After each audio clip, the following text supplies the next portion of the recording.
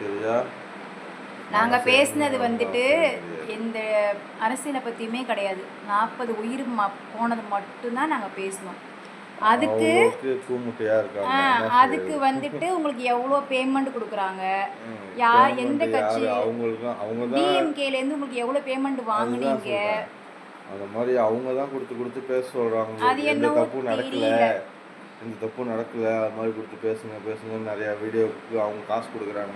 அதனால தான் அவங்க சொல்கிறாங்க. அவ்வளோ தெரியும். மனசார எங்களுக்கு வருத்தமாக இருந்துச்சு. குழந்தை கன்சீவான லேடிஸ் அவங்கெல்லாம் பார்க்கும்போது உண்மையே கஷ்டமாக இருந்துச்சு. சுலபமாக இருக்கா? 10 மாதம் சுமந்து அவங்க பெற்று எடுத்து அதெல்லாம் 2 பிள்ளை பெற்றனால எங்களுக்கு தெரியுது.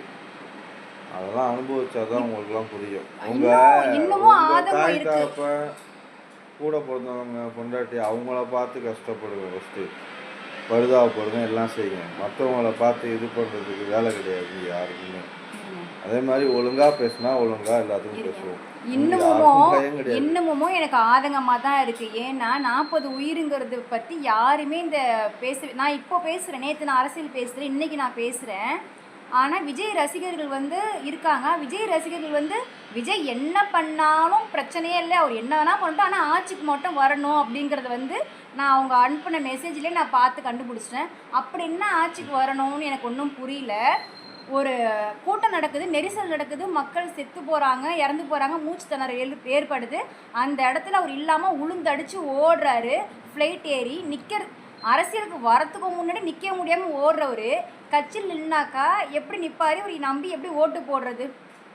இவர் நடிச்சிருக்காரு, இவரோட ரசிகருங்கிறதுனால எல்லாத்தையுமே கொடுக்க முடியுமா? எதை நம்பி கொடுக்க முடியும்?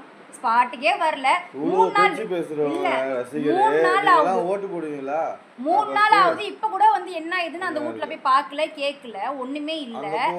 வீட்லயே உட்கார்ந்துட்டு அறிக்கை விட்டு எனக்கு மனசு கஷ்டமா இருக்கு, வீடியோ போட்டா நடிச்சு பேசுறது கண்ணுக்கு நேரா தெரியுது. நடிக்கதான் செய்வாங்க. அப்படி உண்மையா இருந்தா போய் பார்க்கலாமே. எத்தனையோ விஷயத்துக்கு போய் நேராகவே பார்த்துருக்கீங்க. நீட் எக்ஸாமுக்கு பார்த்துருக்கீங்க, துப்பாக்கி சூடு பார்த்துருக்கீங்க, சொன்னதுதான் துப்பாக்கி சூடு பார்த்துருக்கீங்க. எந்தெந்த விஷயத்துக்குலாம் நேரடியாக ஒரு வீட்டையும் தனித்தனியாக பார்த்துனீங்க.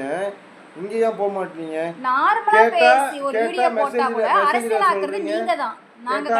கேட்டா மெசேஜில் சொல்றீங்க, அங்கே போனால் அவருக்கு சேஃப்டி கிடையாது.